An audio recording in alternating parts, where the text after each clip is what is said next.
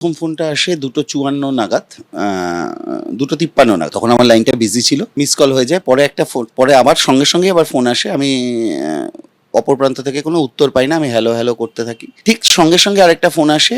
খুব অল্প সময়ের মধ্যে সরাসরি একটা হুমকি দেয়, অনেক নাটক করেছিস, এবার রেডি থাক, এই ধরনের কথাবার্তা। যতদূর আমি জেনেছি পরবর্তীকালে এই কলটা বাংলাদেশের একটা নাম্বার। বাংলাদেশে আগে যেমন একটা সিম ক্লোন করে অ্যাপ থেকে ফোন করা হয়েছিল, এবার কিন্তু সেটা নয়।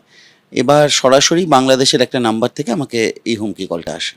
এবং র নিউজ পেজে আপনারা ফলো করলে দেখবেন যে র নিউজ পেজের কথা আগের ফোনটায় বলা হয়েছিল, সেই ফোনে কিন্তু প্রচ্ছন্ন হুমকি এখনো চলছে এবং হুমকি চলছে এবং সেটাকে আবার ডিলিট বা হাইড করে দেওয়া হচ্ছে।